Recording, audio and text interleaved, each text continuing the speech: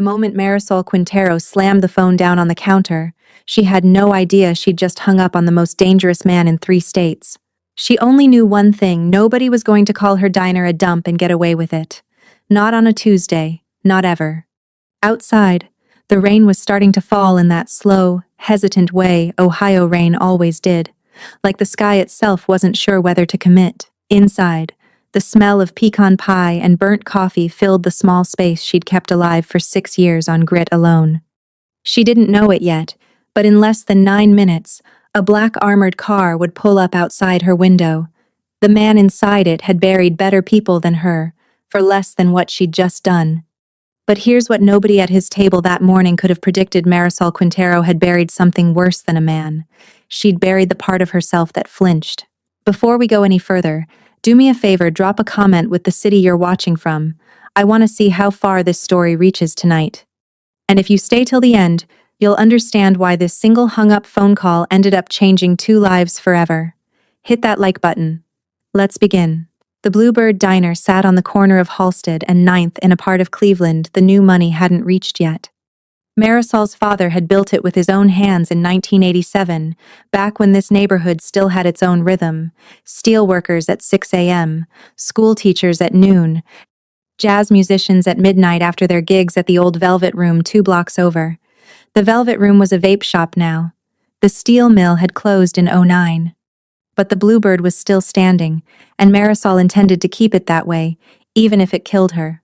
She was 32 years old. She had her father's stubborn jaw and her mother's tired hands. And every morning at 4:45 sharp, she unlocked that front door, flipped the chairs down off the tables, and started the coffee like it was a prayer. That Tuesday morning had started normal. The breakfast rush thinned out by 10. Old Mr.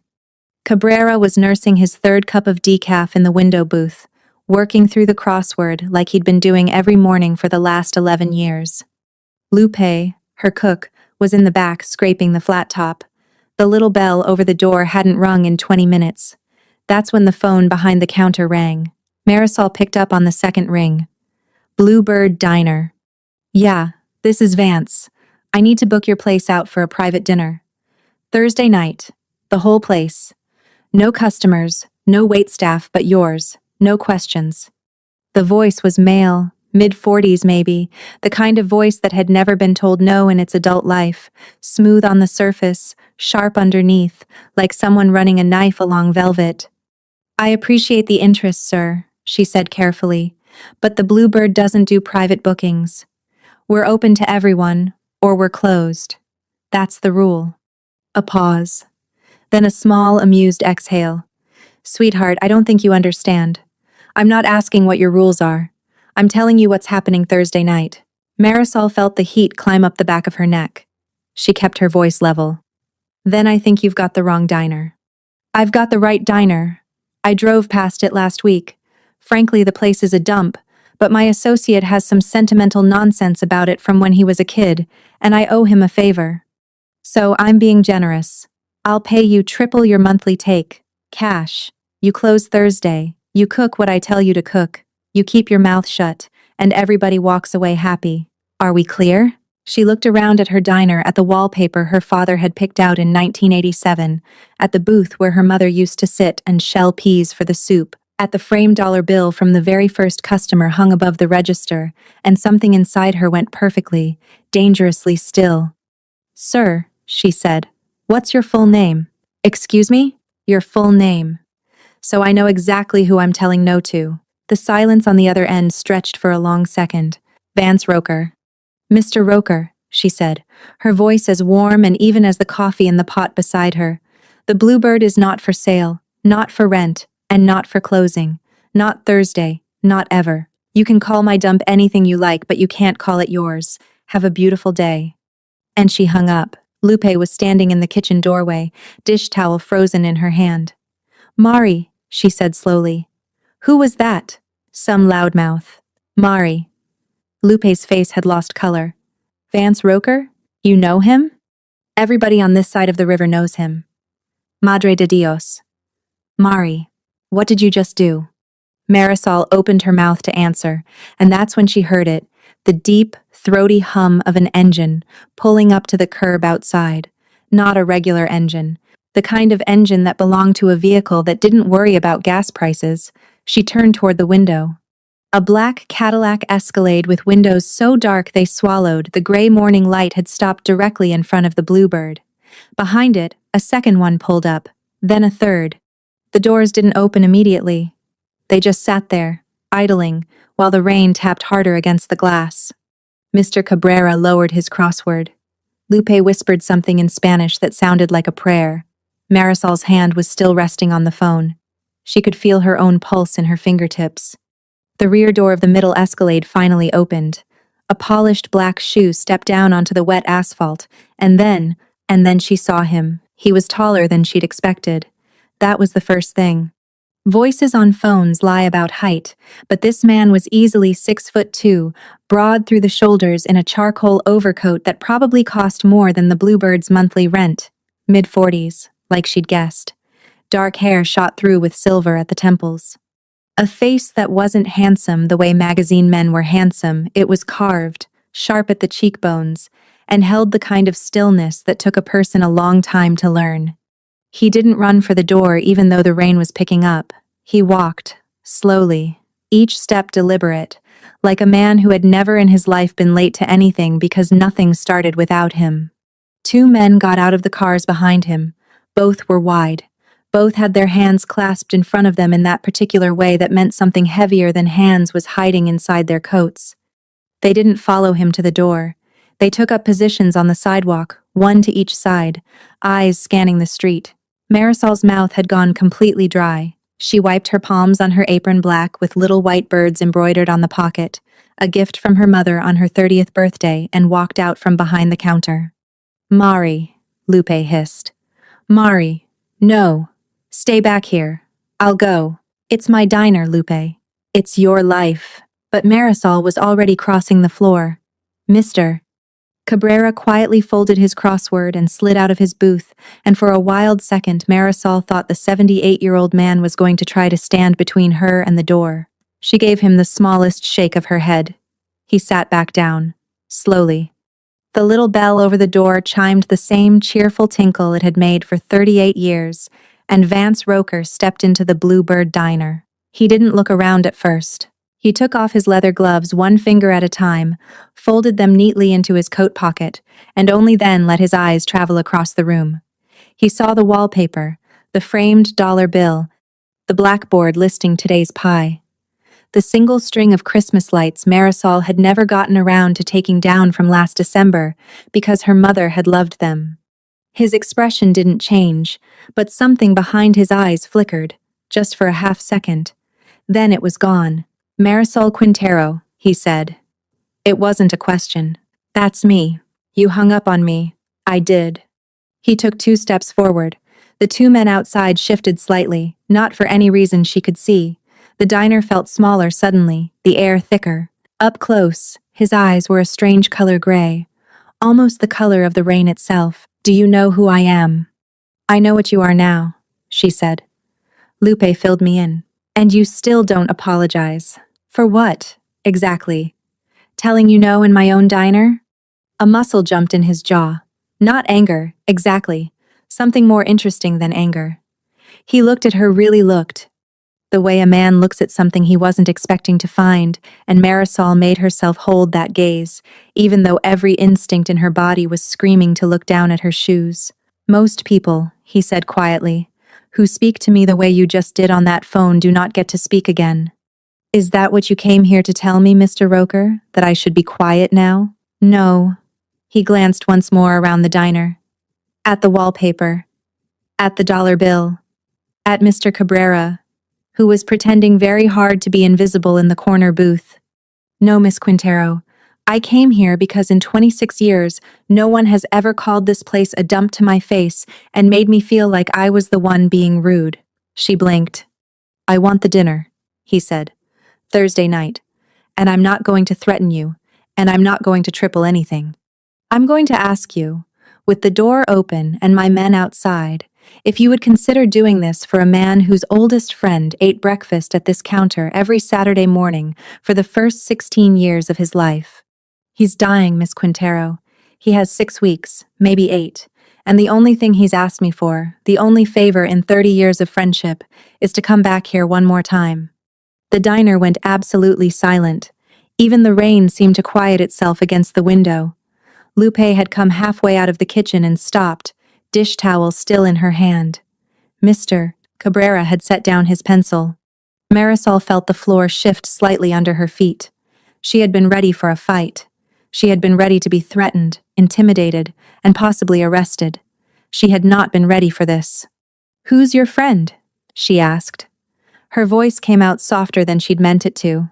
Vance Roker reached slowly into his inside coat pocket. Lupe inhaled sharply and pulled out a black and white photograph, faded at the edges, the kind that had spent a long time inside a wallet. He set it gently on the counter and turned it so she could see. It was a photo of 2 boys, maybe 7 and 8 years old, sitting on stools at this exact counter.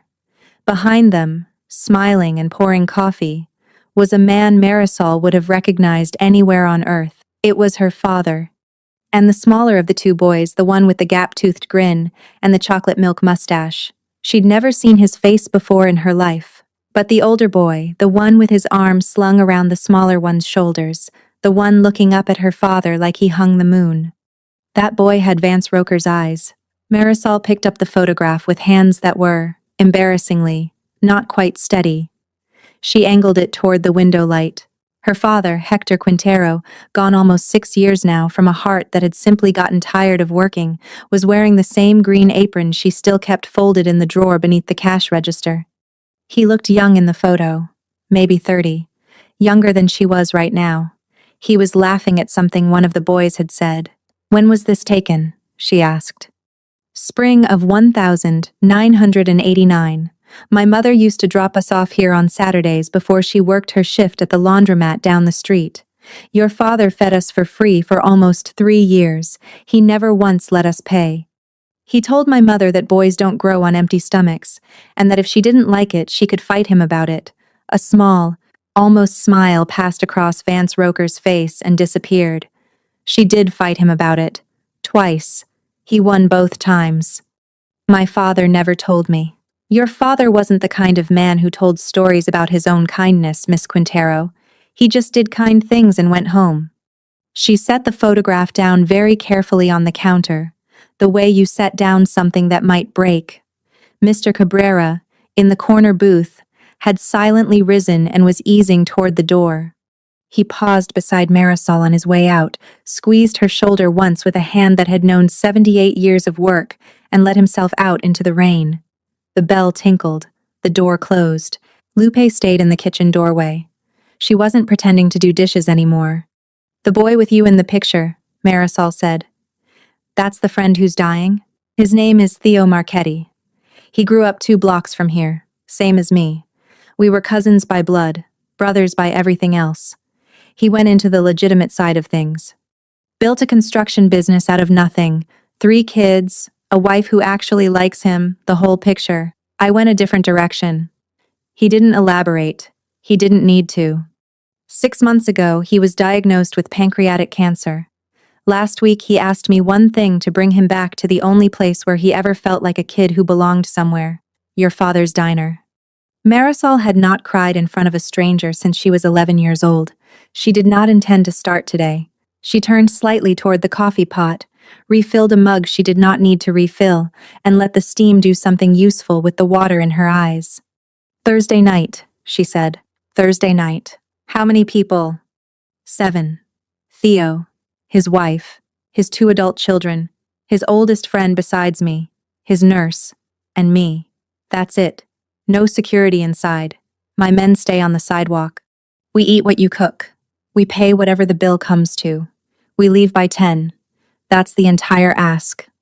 She was already running numbers in her head, how she'd reorganize the floor, what she'd need to pull from the freezer, whether Lupe could come in early, and then she stopped herself. She set the coffee pot down. "Mr. Roker," she said, "I'll do the dinner, but not for triple, not for cash, not as a favor. I'll do it at full menu price, like any other customer, and I'll keep the diner open to walk-ins until 7 that night, the way I always do. After 7, The dining room is yours until close. That's how my father would have done it, and that's how I'm doing it." He was quiet for a long moment. "And in exchange," she continued, "I want one thing. Name it." "There's a woman 3 doors down. Renata Vosberg.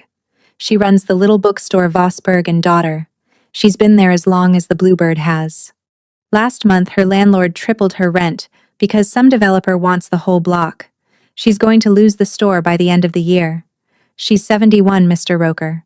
That bookstore is the only thing she has left of her husband." Marisol's voice did not waver. "I want you to make sure that doesn't happen. I don't care how. I don't want to know how. I just want her to still be in that store next Christmas, paying the rent she paid last Christmas. That's my price for Thursday." Vance Roker stared at her. For the first time since he'd walked through her door, his composure cracked, not broke, just cracked, the way ice does the first time someone steps on it. He let out a single short breath, almost a laugh, almost a sigh, and the sound of a man who had just realized the negotiation he'd walked in expecting was not the negotiation he was now in. "You're asking me to save a stranger's bookstore," he said slowly, "in exchange for letting me feed my dying friend in your diner. That's exactly what I'm asking. You don't want money for yourself. I have a diner, Mr. Roker. I have enough." He looked at her for what felt like a very long time. Then he pulled a slim leather notebook from his inside pocket, the same pocket that had held the photograph, and wrote something down with a silver pen. He tore the page out, folded it once, and laid it on the counter beside her father's image of him as a child. "Renata Vosberg's rent," he said quietly, "will be paid through the end of her natural life. Her landlord will, by tomorrow afternoon, be very motivated to leave her alone. You have my word. I don't know what your word is worth, Mr. Roker." "You will." He picked up his gloves, began pulling them on. "Thursday at 7:30. Theo will arrive in a wheelchair. He'd prefer the booth by the window if it's available." "That's my mother's booth," she said before she could stop herself. "It's always available." He paused at the door. The rain had picked up again, hammering hard now, blurring the world outside the glass into watercolor. Without turning around, he said, "Your father was a better man than my father, Miss Quintero. I've spent 38 years trying to figure out how he did it on the wages he made. If you ever want to tell me, I'd like to hear it." The bell tinkled. He was gone. The 3 black cars pulled away from the curb in a smooth, unhurried line. Lupe came out of the kitchen on shaky legs. "Mari," she whispered, "what did we just agree to?" Marisol looked down at the folded slip of paper. She didn't open it yet. She picked up her father's photograph instead, and for the first time in 6 years, she let herself feel him standing right there beside her at the counter. That night, after the last light in the diner was off and the front door was locked, Marisol did not go home. She went upstairs. There was a small apartment above the Bluebird that her parents had lived in for the first 11 years of her life. After her mother died of a stroke when Marisol was 14, her father had moved them both into a real house 20 minutes away because he couldn't sleep above the kitchen anymore. The apartment had been used as storage ever since. Marisol kept it clean, but she rarely went up. Tonight she climbed the narrow back staircase with a flashlight and a key she hadn't touched in over a year. The apartment smelled like old paper and the faint ghost of her mother's lavender soap. She crossed the living room, past her parents' wedding photo on the wall, past the green velvet couch nobody had sat on in 2 decades, and stopped in front of the closet in what used to be her childhood bedroom. Inside the closet, in a cedar box on the top shelf, was a stack of letters bound with kitchen twine.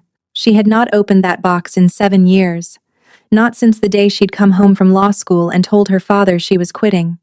She'd been 25 years old then, 3 semesters into a JD at Case Western, top of her contracts class, full ride. Her father had been so proud of her he carried her acceptance letter in his wallet for 2 years. And then the diner had started losing money, and he'd started losing weight, and he'd told her, laughing it off the way he laughed everything off, that he just had a little chest pain. Nothing serious, just old age catching up. She dropped out the next week, came home, took over the books, took over the kitchen on Sundays, took over everything she could lift off his shoulders while telling herself she would go back. Just 1 year. Just until he was steady. Just until he'd died 11 months later. She had never gone back to law school. She had told herself, and everyone who asked, that she had no regrets, that the diner was where she belonged, that her father's dream had become hers. And most days that was even true, most days. But there was a reason she didn't open the cedar box. She opened it tonight. On top of the stack of letters was the one her father had written her the morning she came home from Cleveland for good. He'd handed it to her at the bus station, told her not to read it for a year. She'd waited 8 days. Marisol, I'm not going to thank you, because what you did for me is not the kind of thing a person should be thanked for. It's the kind of thing a person should be argued with. I argued with you, and you didn't listen, which means you got that from your mother. God help us both. I want you to promise me something. Not now. Someday. The day you stop being able to feel your own dreams when you wake up in the morning. The day you forget what your own voice sounds like when it's not taking somebody's order, that's the day you go back. Not for me. For her. For yourself. The diner is bricks and pie. You are not bricks and pie. Don't bury yourself in this place, mija. I love you too much for that. Papa. She read it twice. She set it down on the floor of the closet. And then, sitting cross-legged in the dark with her flashlight pointed at the ceiling, Marisol Quintero finally let herself cry the way she had not cried since she was a girl, not loudly, not dramatically, just with her hands pressed flat against her face and her shoulders shaking in the silence of the apartment her parents had loved each other in. She stayed there a long time. When she came back downstairs, the diner felt different.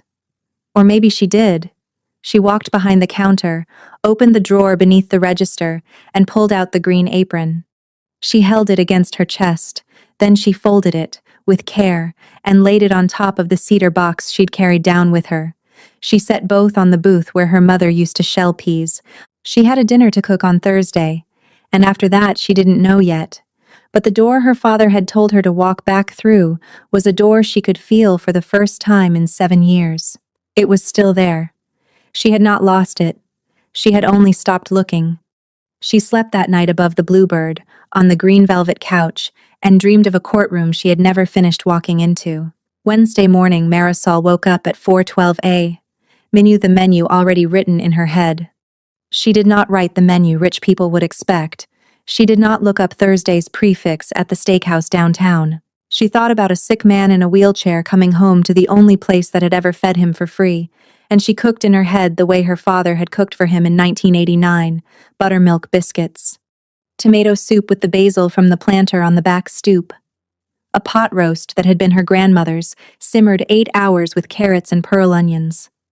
Cornbread. And for dessert, the only thing Theo Marchetti's 7-year-old mouth had ever specifically asked her father for, according to a margin note, Marisol had once found in her father's recipe book. Theo's pie, double crust, extra cinnamon apple pie, just apple pie, the way Hector Quintero had made it. She called Lupe at 5. Lupe picked up on the first ring because Lupe had not slept either. I need you tomorrow from noon to close, Marisol said. Double pay.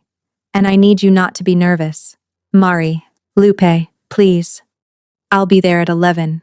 By 7 a.m., the Bluebird was open and humming the way it always did. The breakfast regulars came in, one after another, and Marisol noticed something strange. They were quieter than usual. Mr. Cabrera arrived at his usual 7:15 and ordered his decaf without his usual joke about the weather. The 2 retired bus drivers in booth 4 kept glancing at the front window.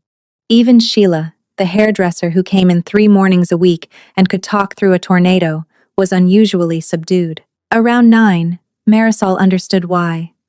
Mr. Cabrera caught her elbow as she refilled his cup. Mija, he said softly, the whole block knows. Knows what? That Vance Roker was here yesterday. She froze with the coffee pot tilted. Don't be scared, he said quickly. Nobody's scared. We're paying attention. The hardware store called the bookstore. The bookstore called the dry cleaner. The dry cleaner called my niece. My niece called me. We know what kind of man came through that door, Marisol, and we know your father would not have been afraid of him, and we are not going to be afraid of him either. But we are watching out for you.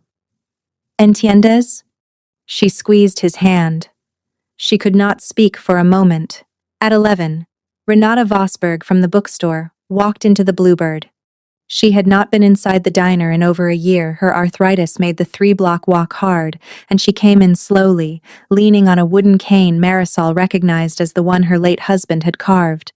Renata was small and silver-haired, and wore reading glasses on a chain around her neck. She made it to the counter, sat down with great effort, and folded her hands in front of her. "Marisol," she said. Her voice was thin but steady. "My landlord called me this morning. He apologized to me. He said the rent increase had been a misunderstanding. He said my rent would in fact be going down $12 a month for the next 10 years to make up for the inconvenience." He sounded like a man who had not slept. She looked up at Marisol over her reading glasses. "Would you like to tell me why?" Marisol could feel Loop staring from the kitchen. "Renata," she said carefully, "I made a deal." "With whom?" "With somebody who owed my father a debt he didn't know he was carrying." The old woman studied her for a long moment. Then she reached across the counter and took both of Marisol's hands in her own. "Child," she said, "I knew your father for 31 years. He bought a poetry book from me every Christmas for your mother and pretended every year that he had just discovered the existence of poetry. He could not have lied to save his life. You have his face when you are holding back, did you know that?" The exact same face. She squeezed Marisol's hands. "I am not going to ask what kind of deal. I am going to say thank you. And I am going to say something else. Whatever you have walked into, you do not walk out of it alone. You hear me? Not alone." She pressed something into Marisol's palm, a small brass key on a faded blue ribbon. "This opens the back door of the bookstore. If anything ever happens, any night, any hour, you come through that door and you do not knock. You hear me?" Marisol nodded. She could not trust her voice. Renata Vosberg made her slow way back out into the street. The bell tinkled behind her. That evening, after the dinner crowd had thinned, Marisol stood alone behind the counter, polishing glasses and watching the street go dim. The rain had stopped. The streetlights had come on. She thought about her father's letter. She thought about the cedar box. She thought about Theo Marchetti, a man she had never met, who would walk through her door tomorrow night with 8 weeks left to live, and a memory of her father's pie still alive somewhere in the back of his throat. And she thought about Vance Roker, about the half-second flicker behind his eyes when he had seen the Christmas lights, about the way he had said your father was a better man than my father, about the silver pen and the folded slip of paper she still had not opened, sitting in the drawer beneath the register. She had not opened it because she was afraid of what it would say. She opened it now. It was not an address. It was not a phone number. It was not a threat or a contract or a name. It was 4 words, in a hand she somehow already recognized. "Don't be afraid tomorrow." She stared at it for a full minute. Then she folded it again, slid it into the pocket of the green apron, and locked the front door of the Bluebird behind her. She did not see the second black car parked across the street, 3 storefronts down, with its lights off and its engine cold. She did not see the man inside it lower his binoculars when she turned the key. He was not one of Vance Roker's men. Thursday at 7:15, Marisol turned the sign in the window from open to private event and stood very still in the middle of the empty diner. Lupe had outdone herself.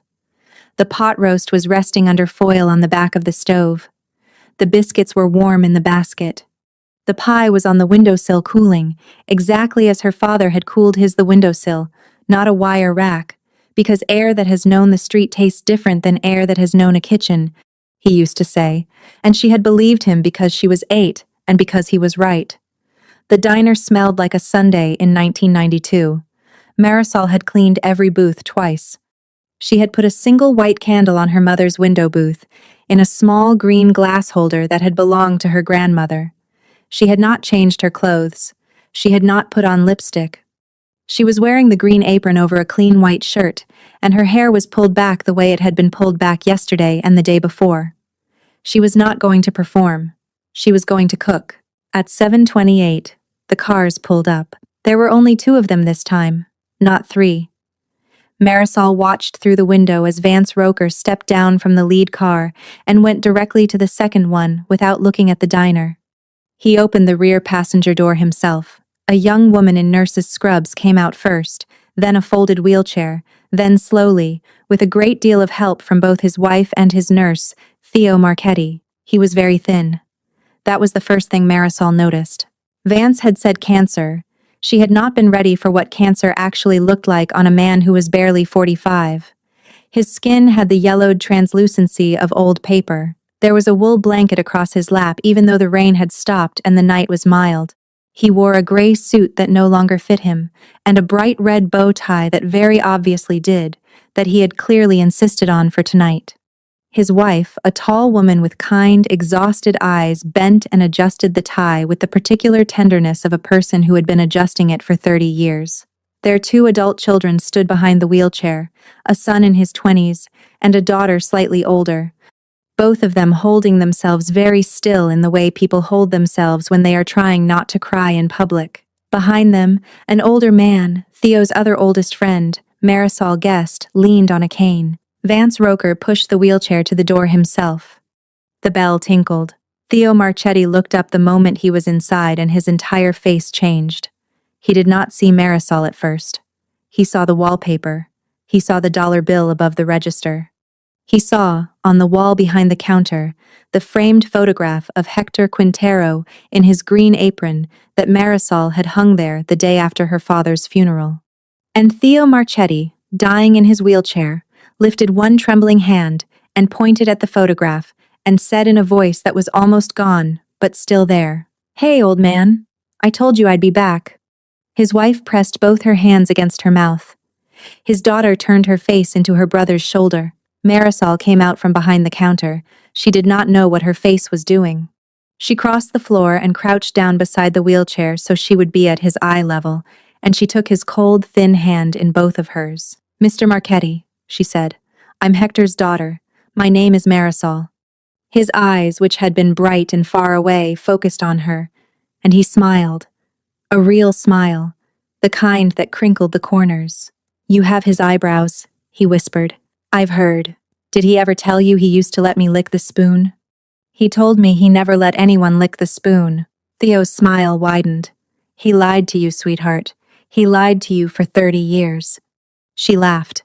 She actually laughed, and it cracked something open in the room, and his wife laughed too, with tears running down her face, and his son gave a single shaky exhale, and even the nurse smiled. Marisol stood up, squeezed Theo's shoulder once, and said, "Your booth is ready, Mr. Marchetti.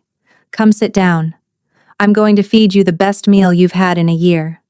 They settled him at her mother's window booth. The candle was lit. The wheelchair fit alongside it perfectly, as if the booth had been waiting for it. Marisol brought out the biscuits first because biscuits were the one thing her father had insisted should always come before anything else. Bread is the handshake of a meal.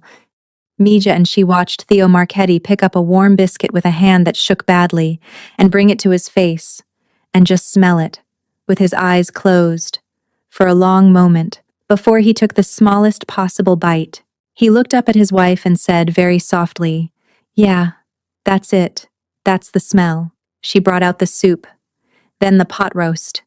She moved through the meal the way her father had moved through meals, slowly, without hovering, refilling waters before they were empty, replacing forks before they were dropped. Loop stayed in the kitchen, but Marisol could feel her at the door, listening. Vance Roker sat at the far end of the table, mostly silent, watching his oldest friend eat real food for what was probably the last time in his life. He ate very little himself. He just watched. When Marisol brought out the pie, Theo Marchetti began to cry. Quietly, without sound, just 2 long lines of water sliding down a face that had forgotten how to make tears recently and was remembering. His wife took his hand. His daughter made a small noise and got up and went to stand by the window, her back to the table. Marisol set the pie down. She cut him the smallest slice. She put it in front of him. "Theo," Vance said quietly from the end of the table, the first time anyone had heard him use the name out loud all night. "You don't have to eat it, brother." "Shut up, Vance," Theo said, smiling through the water on his face. "Shut your mouth and let me have my pie." He ate 3 bites. He could not manage more. But the 3 bites he ate with both hands wrapped around the fork like a child, and his eyes closed, and his head tilted slightly back, the way a man receives communion. Marisol, behind the counter, turned her face away and pressed the heel of her hand against her mouth. When she turned back, Vance Roker was watching her. His face was not the face he had walked in with 2 days ago. Whatever had been carved into it had softened, not in a soft way, in a cracked way, like stone that had been hit with something it hadn't expected. He held her gaze for a long second across the diner. He did not nod. He did not smile. He just looked at her, and Marisol understood, without a single word being exchanged, that something in this man had broken open at her counter and was not going back to the shape it had been. And that was the moment. Exactly that moment. When the front door of the Bluebird Diner opened without the bell ringing because someone had reached up and held the bell silent with their hand, and 3 men she had never seen before walked in. The first one was already pulling a knife from his coat. The next 4 seconds did not happen in order. Marisol would think about them for the rest of her life and never be able to put them in the right sequence. What she knew was this: Vance Roker was on his feet before she fully registered the door opening. Theo's nurse, the small young woman in scrubs, who had spent the entire dinner quietly cutting his food into smaller pieces, had a hand inside her medical bag and came up with a heavy steel oxygen wrench that Marisol distantly understood was not being used as a wrench. Lupe screamed her name from the kitchen doorway. Theo's son had already shoved his sister down behind the booth. And Marisol herself, without thinking, without even feeling her own legs move, had grabbed the green glass candle holder off her mother's window booth and was halfway across the floor with it raised over her head. The first man's arm came back to throw the knife. It struck the framed photograph of Hector Quintero behind the counter, blade first. The glass shattered. Her father's face stayed where it was. After that, everything moved very fast. Vance Roker hit the first man somewhere below the ribs, and the man went down hard against the door. The nurse moved with surprising speed across the diner floor and brought the steel wrench down hard against the second man's wrist, knocking the blade out of his hand before he had finished raising it. The third man saw what was happening and turned to run, and Marisol, all 5'6" of her, brought the green glass candle holder down across the back of his head with both hands, and a sound came out of her that she had never made before in her life. He dropped to his knees. Lupe came out of the kitchen with the cast iron skillet she had been seasoning for 10 years, and she did not hit him with it because he was already on the floor. She just stood over him with it raised, breathing hard. Outside, Vance's 2 men who had been taking up positions on the sidewalk all night without ever once stepping inside were already on the radio. Theo Marchetti was still in his booth. He had not moved. His wife had thrown herself across him the moment the door opened, and she was still there, half covering him, her hands fisted in the lapels of his too big gray suit. Theo was looking up at her with an expression of mild, almost amused surprise. Like he could not believe, after everything cancer had already done to him, that the universe had thought to send him this on top of it. "Lena," he said quietly to his wife. "Lena, sweetheart, I'm okay. I'm okay. Look at me." She looked at him. She kept crying. She did not move. The whole thing, from the bell that didn't ring to the third man on the floor, had taken less than 15 seconds. Vance Roker stood in the middle of Marisol's diner, breathing hard, his charcoal overcoat splashed with rainwater and something darker at the cuff. He looked at the 3 men on the floor. He looked at his oldest friend in the booth. He looked at Marisol, standing with the broken candle holder still in her hand, and her father's shattered photograph on the floor behind her. And his face did something she would never be able to describe accurately even years later. It was not anger. It was something much worse than anger. It was the face of a man who had spent 30 years believing he could keep the people he loved separate from the life he led, and had just been shown, in the space of 15 seconds, exactly how wrong he had been. "They weren't mine," he said. His voice was very low. "Marisol, look at me. Those men were not mine." "I know," she said. She was surprised to hear how steady her own voice was. "I figured that part out." Theo wasn't supposed to be a target. Theo has never been a target. I believe you. There's a man named Sully Brennan. The name came out of him like he was spitting glass. He's been waiting 19 years for a clear chance at me. He must have heard about tonight. He must have thought. He stopped. He could not finish the sentence. He looked at Theo in the booth, at the wife holding him, at the daughter slowly rising from the floor. And Marisol saw the exact moment Vance Roker understood that his dying friend had almost been killed in the diner of the man who had once fed him biscuits for free. Because of him, because of the shape of his life, because Vance had walked through Marisol's door 2 days ago, and someone had been watching. He turned and walked outside without another word. Marisol heard him on the sidewalk. He was not yelling. He was speaking very quietly into a phone, in a voice that did not sound human, and she found she did not want to know what he was saying. Sirens started up somewhere in the distance. Vance's men had clearly made the call before the door had even opened, and she set the broken candle holder down on the counter.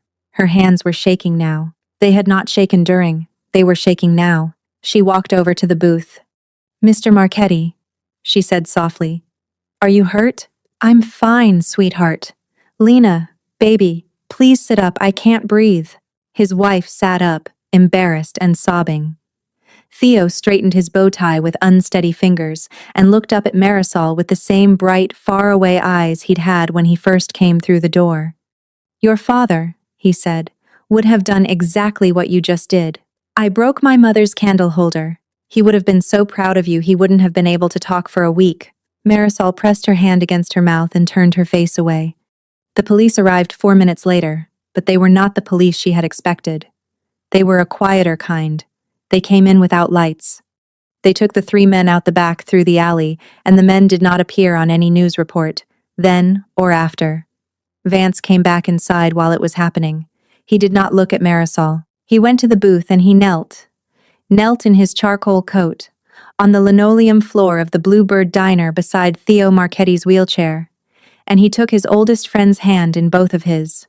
"Theo," he said. "Brother, I am so sorry." "Vance," Theo said. "Shut up. I almost—" "Vance." Theo's hand tightened, with what little strength he had left, around his cousin's. "Listen to me. Listen. The pie was perfect. The pot roast was perfect. The biscuits were the biscuits. I came home tonight. I came home. You did that. Don't you dare apologize for the best night I have had in a year. Don't you dare."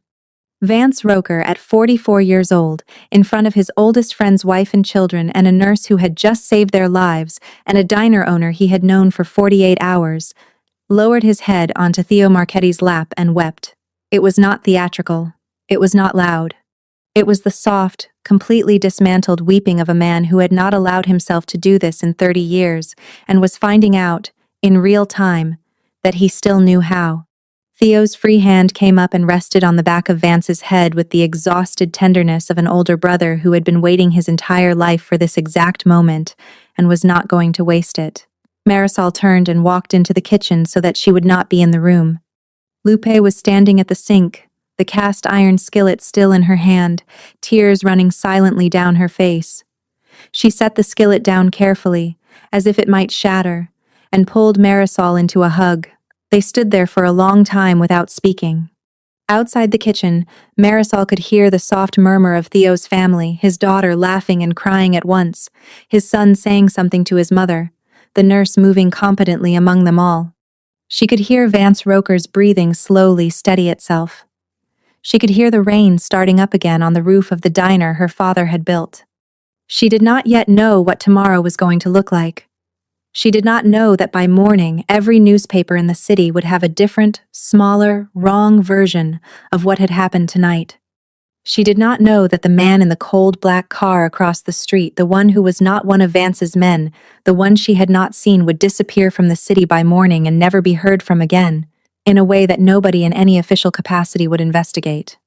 She did not know that Theo Marchetti would live 9 more weeks instead of 6, and would ask, on 3 different evenings in those 9 weeks, to be wheeled back to the Bluebird for pie. She knew only this. Her father had built this place to feed people. And tonight, for the first time in 6 years, she understood what he had really meant by that. She stayed in the kitchen with Lupe, the skillet on the counter between them, until Vance Roker came in to say that he was taking Theo home now, and that he would be back tomorrow, alone, to talk to her. She nodded. She walked them all to the door. She watched the cars pull away. She locked the front door. She turned out the lights. And then Marisol Quintero sat down on the floor of her diner, with her back against the counter and her father's shattered picture on the linoleum beside her, and did not move for a very long time. She did not sleep. She did not go upstairs to the apartment. She did not go to her own house 20 minutes away. She sat on the floor until almost 3 a.m., and then she got up, and she swept up the broken glass, and she took her father's photograph carefully out of its ruined frame and set it flat on the counter under a dish towel. She wiped down the booths. She washed the dishes from the dinner she had served. She put the leftover pie in the cooler.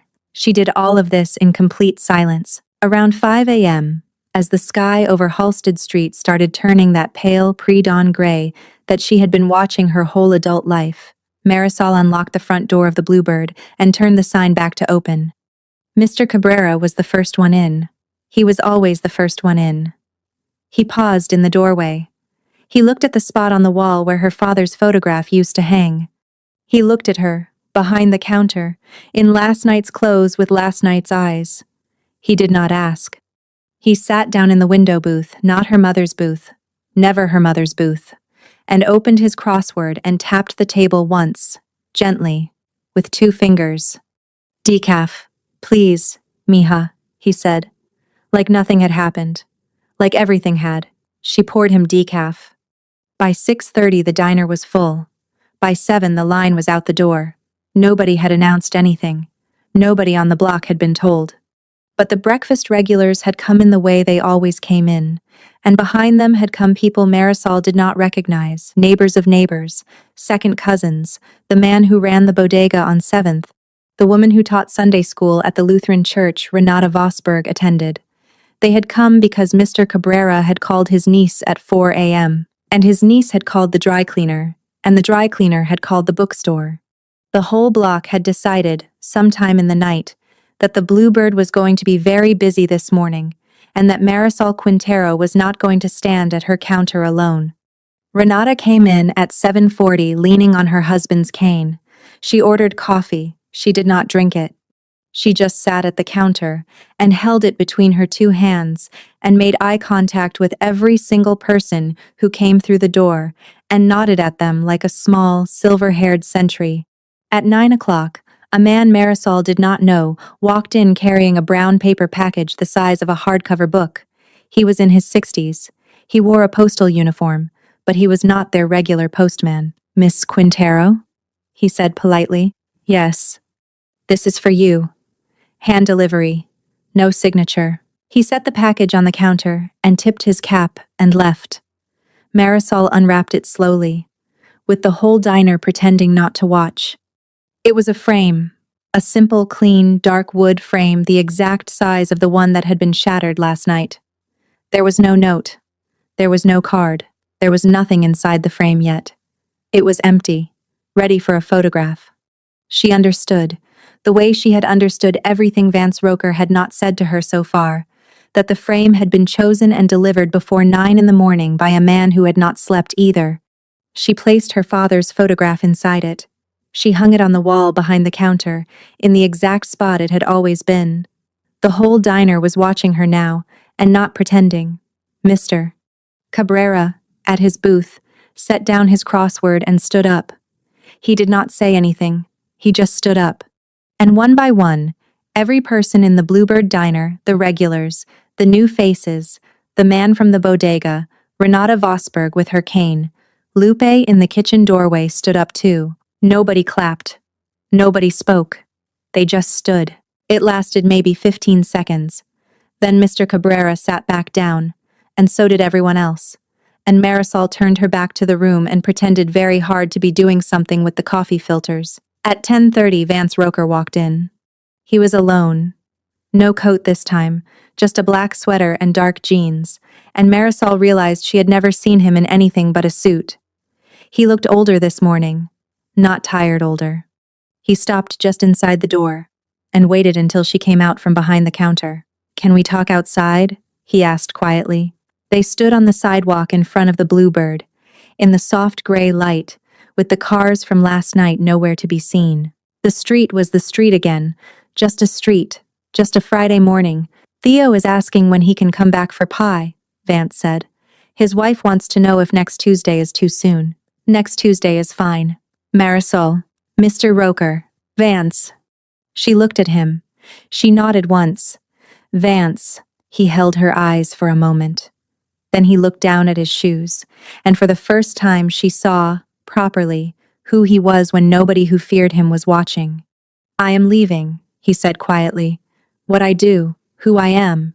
I started leaving at 7:28 last night, when I saw Theo's face in your doorway, and I finished leaving at 7:43 when those men came through it. I have already made the calls. It is going to take time. It is not clean. There are people who will not let me leave easily, but I am leaving. That's not because of me. No. It's because of Theo. And it's because of your father. And it's a little because of you, Marisol Quintero. But only the part where you broke a candle holder over a man's head in defense of my dying friend, which I am going to think about every day for the rest of my life." A small, almost smile. "Mostly it's because I have spent 30 years pretending that the man my father raised is a man I had to keep being. He isn't. I have known he isn't for a long time. I just didn't have anywhere to put down what I was carrying. I think last night I started to. What are you going to do instead?" "I don't know yet. Something small, something with my hands. Theo built houses. I always thought that was a beautiful life, and I told myself I wasn't allowed to want it." He looked at the Bluebird, at the wallpaper through the window. "Your father built this place with his hands. Maybe I'll build something." "Vance." "Yes. Don't disappear." He looked at her for a long moment. He nodded once. "I won't." He turned and walked away down Halsted Street, in the gray morning, with both hands in his pockets, and he did not turn around. Marisol stood on the sidewalk and watched him until he was a small dark shape at the end of the block, and then she went back inside her diner. Mr. Cabrera was waiting at the counter with 2 fresh cups of decaf, one for her, one for him. She sat down beside him. She drank it. She did not say anything for a long time. Outside, the rain started up again. Inside, the Bluebird Diner kept doing what the Bluebird Diner had been doing since 1987. 2 months later, Theo Marchetti died at home, in his own bed, with his wife holding one hand and Vance holding the other. Marisol went to the funeral. She wore black. She sat near the back. Theo's wife found her afterward in the small church kitchen and hugged her for a long time and pressed a small wrapped package into her hands and told her not to open it until she got home. Marisol opened it that night. It was Theo's red bow tie, folded carefully, with a note in his wife's handwriting. "He wanted you to have this." He said, "Tell her thank you for the biscuits. Tell her thank you for the pie. Tell her I came home." Marisol cried for the second time in 2 months. Then she went to the cedar box. She took out, from underneath the stack of letters, an envelope she had not opened in 7 years, the one from Case Western, that she had never written back to. She sat at the kitchen table in the apartment above the Bluebird, and she opened her laptop, and she wrote an email. It was 3 paragraphs long. It explained who she was and what had happened and where she had been. It asked one question. It hit send before she could lose her nerve. The reply came 48 hours later from a dean she had not known was still alive. It was 4 lines long. "Marisol, your seat has been waiting for you. It's been waiting for 7 years. Come back when you can. We'll figure out the rest together. K." She started in the spring semester. Part-time at first, then full. She kept the diner open. Lupe became co-manager and got a real raise and a real title and put her name on the door beside Marisol's Quintero and Cervantes, proprietors, and Mr. Cabrera became their unofficial morning supervisor and was very serious about it. Renata Vosberg, who was now 72 and not going anywhere, opened a small reading corner at the back of the bookstore in Hector Quintero's name. There was a framed photograph of him there, too, in his green apron, the one Vance had quietly arranged to be reprinted and matted from the photo of him at the counter with 2 small boys.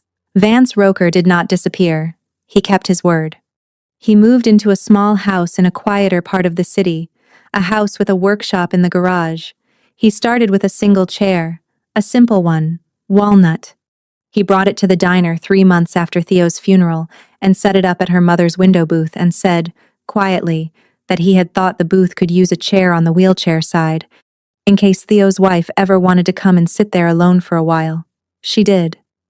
3 or 4 times a year she came, and sat in Vance's chair, and ate a slice of pie, and did not talk to anyone.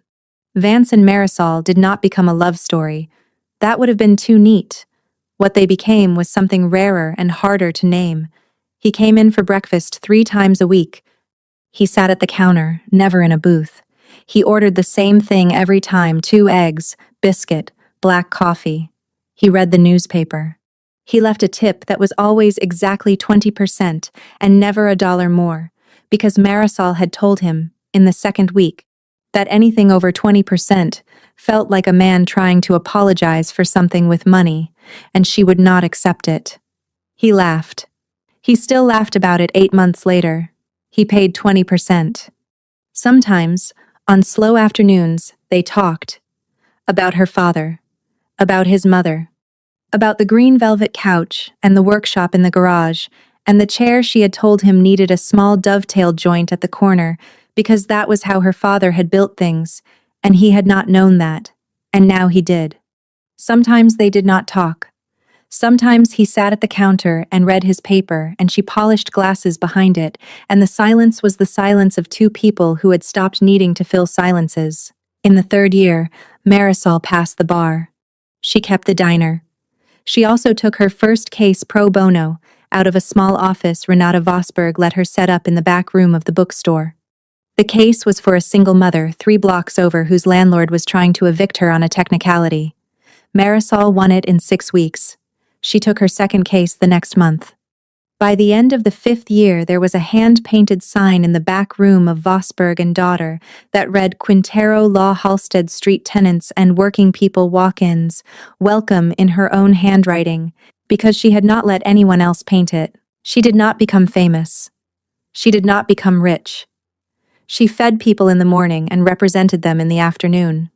And on Sundays, she closed the diner for 1 hour at noon and went up to the apartment above it and sat on the green velvet couch with her father's letter and a cup of coffee, and just sat. Most of what mattered after that night happened quietly. But the night itself, the night the bell did not ring, the night the candle holder broke, the night Theo Marchetti ate 3 bites of apple pie and called it coming home that night did not happen quietly. That night kept happening, in different shapes, in the lives of everyone who had been in the room. Lupe stopped flinching when men raised their voices in the diner. Renata kept her bookstore. Mr. Cabrera lived to be 84, and was buried with a Bluebird Diner coffee mug at his request. Vance Roker, who had walked into a diner believing he was the most powerful person in the room, walked out understanding he had been the smallest one. And Marisol Quintero, who had hung up on him on a Tuesday morning because nobody calls her father's diner a dump on her watch, walked into a courtroom 4 years later and stood at a podium, in a dark suit, and argued her first paid case with her father's letter folded in her jacket pocket, and her mother's apron hanging on a hook in the back room of Vosberg and Daughter, and the green glass shards of a candle holder she had never thrown away in a small bowl on her desk. She did not win every case after that. Nobody wins every case, but she stopped being afraid of the rooms she walked into. And the diner her father built in 1987, the diner a powerful man had once called a dump on the phone, kept its lights on through every winter and every recession and every change on the block, because the people on Halsted Street had decided, on one rainy night, that some places are not allowed to close. If you've made it to the end of this story, do me one last thing. Look at the people on your block. The old man who reads the paper at the counter. The woman who runs the bookstore 3 doors down. The cook in the kitchen who has been there longer than the wallpaper. They are not background. They are the reason the lights stay on. And when somebody powerful drives up one morning and tells you that what you have built is a dump, You remember Marisol Quintero, who was 32 years old and tired, and who picked up the phone, and who said no, and who changed 2 lives because of it, including, in the end, her own. Drop a comment with one word that describes the place where you grew up. I read every one. And if this story moved you, share it with someone who needs to be reminded that they are allowed to say no to people who are bigger than them. The lights at the Bluebird Diner are on. They're going to stay on.